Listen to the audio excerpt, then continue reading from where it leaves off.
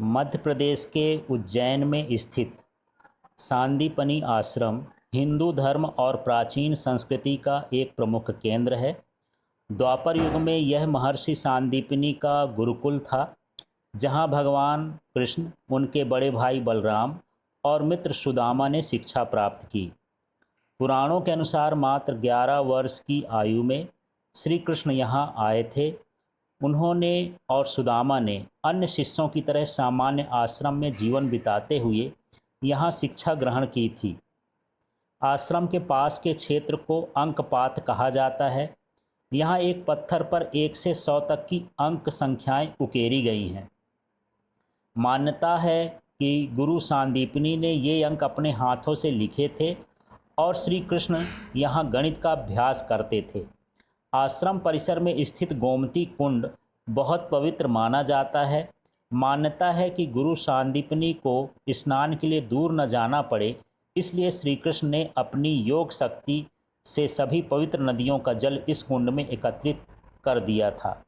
आश्रम में स्थित यह मंदिर लगभग 6000 वर्ष पुराना माना जाता है। यहाँ पर सर्वेश्वर महादेव का मंदिर है। अब यहाँ पर कई विद्याएं उन्होंने सीखी थी। चलिए उन विद्याओं की बात करते हैं। तो भगवान श्री कृष्ण की 12 कलाएं थीं, लेकिन उसमें से 16 कला का वर्णन मिलता है, जो कला उनके गुरु द्वारा उन्हें सिखाई गई थी। चलिए इन कलाओं को देखते हैं। तो श्री कृष्ण की 16 कलाएं, षोडश कला इनको बोलते हैं। श्री धन संपदा, केवल भौतिक धन ही नहीं बल्कि मन, वचन और आध्यात्मिक रूप से समृद्ध होने और दूसरों की मदद करने की कला। भू अचल संपत्ति साम्राज्य, पृथ्वी पर धर्म पूर्वक राज करने और शासन व्यवस्था को कुशलता से चलाने की योग्यता उन्होंने सीखी। कीर्ति, यश, प्रसिद्धि, निस्वार्थ कर्मों के द्वारा समाज में सम्मान और अमिट ख्याति अर्जित करने की कला उन्होंने सीखी। इला मतलब मोहक वाणी, ऐसी मधुर और सत्यवाणी बोलना जो क्रोधित व्यक्ति को भी शांत कर दे और सबको अपनी ओर आकर्षित कर ले। लीला आनंद उत्सव, जीवन की हर परिस्थिति, सुख या दुख को एक खेल या उत्सव की तरह जीने और दूसरों को आनंदित करने की कला। कांति और सौंदर्य और तेज की कला भी उन्होंने सीखी। चेहरे और व्यक्तित्व का ऐसा अलौकिक तेज जिससे शत्रु भी नतमस्तक हो जाए। फिर विद्या, मेधावी बुद्धि के लिए भी उन्होंने कलाएं सीखी। सभी वेदों, शास्त्रों और व्यवहारिक ज्ञान को तुरंत ग्रहण करने की तीव्र बुद्धि थी उनमें। विमला, छल कपटहीनता, मन की पूरी तरह से साफ, निष्पक्ष और पक्षपात रहित होना भी उन्होंने यहाँ पर सीखा। उत्कर्षणी प्रेरणा, समाज या किसी भी व्यक्ति को सही मार्ग दिखाने, उन्हें अच्छे कार्यों के लिए प्रेरित करने की कला उन्होंने सीखी। विवेक, ज्ञान और निर्गुण, सही और गलत का तुरंत निर्णय लेने की उत्तम विवेकशीलता थी उनके पास, उसको उन्होंने सीखा। क्रिया, कर्मण्यता, बिना किसी आलस्य के समाज के कल्याण के लिए निरंतर कर्म करने की रहने की क्षमता उन्होंने सीखी।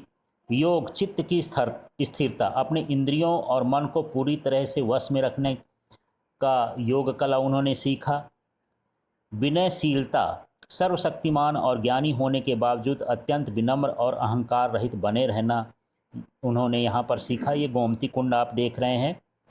पूरे समाज या राष्ट्र को एक सूत्र में बांधकर कुशल नेतृत्व प्रदान करना उन्होंने यहाँ पर सीखा। बिना किसी स्वार्थ के दूसरों पर दया करना, उनका उपकार करना और अपनी शरण में आए व्यक्ति की रक्षा करना, इस तरह से उन्होंने यहाँ पर 14 कलाएँ या 16 कलाएँ यहाँ पर सीखी।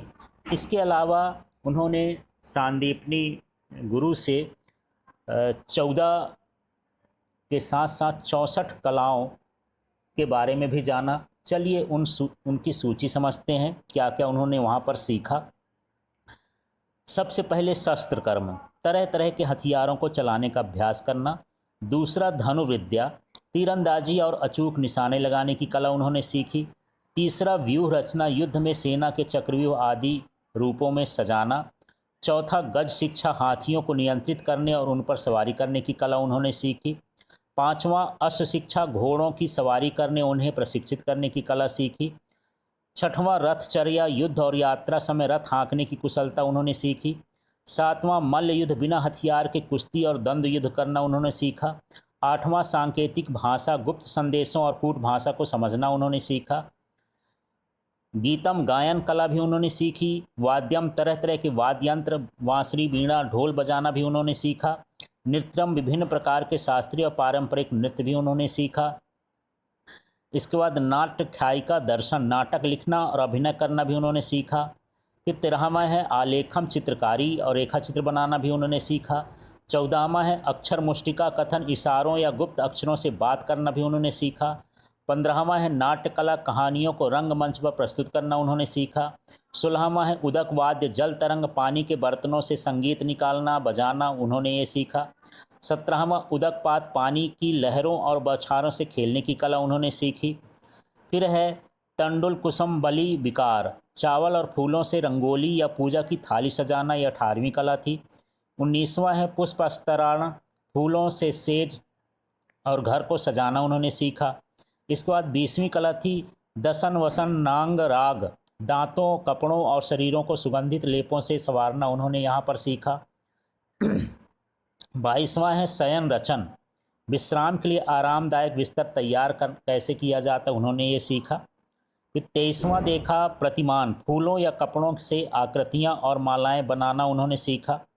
24वां उन्होंने सीखा मल्ल ग्रंथन, विभिन्न प्रकार के फूलों और हार और गजरे की सहायता से माला गूंथने को उन्होंने सीखा। इसके बाद यहाँ पर 25वां देख लेते हैं। तो उसके बाद है शेखर कापीठ योजन, सिर पर मुकुट, पगड़ी या फूलों का सेहरा सजाना। 26वां है नेपथ्य का प्रयोग, समय और अवसर के अनुसार वेशभूषा और धारण करना। कर्णपत्र भंग, कानों के लिए हाथी दांत या पत्तों के सुंदर आभूषण बनाना। फिर 28वां है गंध युक्त इत्र और विभिन्न सुगंधित सामग्रियां बनाना। 29वां है गहनों को सही ढंग से पहनने और आभूषणों को तराशने की कला उन्होंने सीखी। 30वां है जादू के खेल और नज़रबंदी दिखाना, ये भी उन्होंने सीखा। फिर 31वां है कौचिमार योग, भेष बदलने और रूप बदलने की कला भी उन्होंने सीखी। 33वां है चित्र योगा, औषधियों और रसायनों से चमत्कारिक चीज़ें बनाना भी उन्होंने सीखा। फिर 35वीं कला है पानक रस राग आसव योजन, शरबत रस और अन्य पेय पदार्थ तैयार कराना उन्होंने सीखा। फिर 36वां है सूचीवान कर्म, सिलाई कढ़ाई और बुनाई का काम उन्होंने सीखा। इसके बाद आप देखते जाइए, इसमें ये नंबर कुछ अलग है, मैं थोड़ा आगे बढ़ रहा हूँ, आप इसको देखते जाएं, चित्र के माध्यम से आप समझते जाएं। जो उन्होंने 37वीं कला सीखी उसका नाम था सूत्र कर्म, धागे और रस्सी से कठपुतलियों का खेल दिखाना भी उन्होंने सीखा।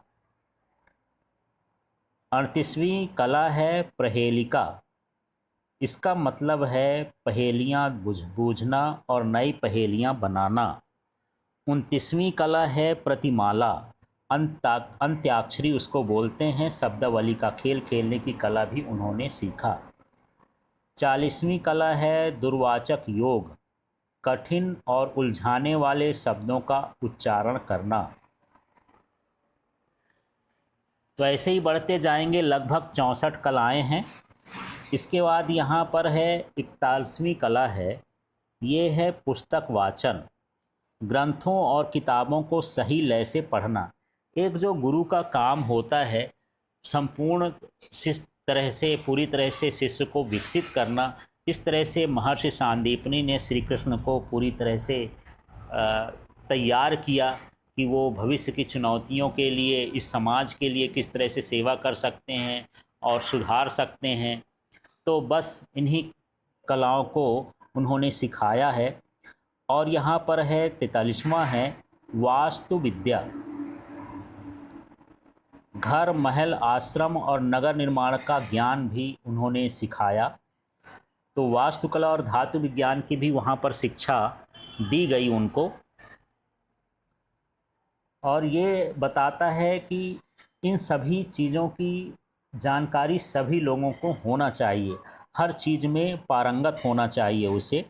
इसके बाद 44वीं विद्या है रूप्य रत्न परीक्षा, सोने चांदी और हीरे और रत्नों की शुद्धता परखना भी उनको आता था।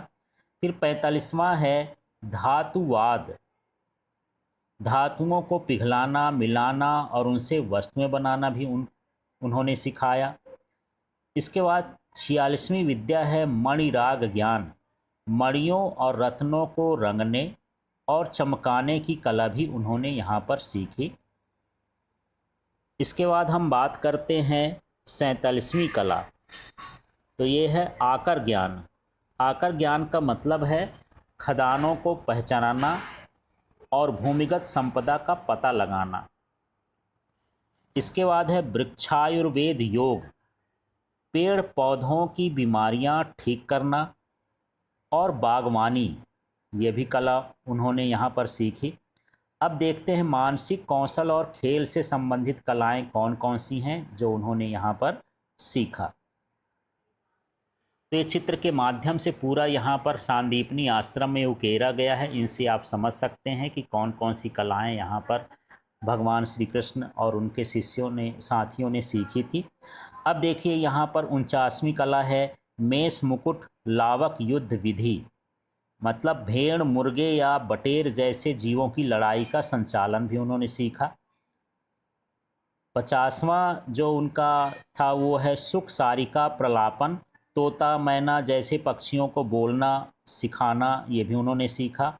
फिर है उत्सादन 51वां, तेल या उपटन से शरीर की मालिश करने का कौशल भी उन्होंने सीखा। फिर 52वां है केश मार्जन कौशल, बालों को धोने, सुखाने और संवारने की कला भी उन्होंने सीखी। फिर 53 है अक्षर मुष्टिका कथन, केवल मुट्ठी या उंगलियों के इशारे से गुप्त बातें कहना। फिर इसके बाद हम 54वां देखते हैं देश भाषा ज्ञान, अलग अलग राज्यों और देशों की भाषाएं बोलियां सीखना। इसके बाद यहाँ पर हम देख लेते हैं 55वीं कला, ये है पुष्प शक्टिका, तो इसका मतलब है फूलों से सजी छोटी गाड़ियाँ या खिलौने बनाना। फिर 56वीं कला है निमित्त ज्ञान, शकुन अपशकुन और भविष्य के संकेतों को समझना। फिर 57वां है यंत्र मातृका, नई मशीनों, औजारों या यंत्रों का आविष्कार करना। इसके बाद यहाँ पर 58वां है धारण मातृका, सुनी हुई बातों को लंबे समय तक याद रखने की कला। इसके बाद 59वां कला हम देख लेते हैं, ये संपाठ्य है, इसका मतलब किसी भी कठिन ग्रंथ को एक बार सुनकर याद कर लेना इन्होंने सीखा। इसके बाद है 60वां मानसी काव्य, मन ही मन में कविता की रचना करना, ये 60वां हो गया। इसके बाद 61वां उनका जो कला है ये है अभिधान कोश, शब्दों और अर्थ शब्द कोश का पूरा ज्ञान होना।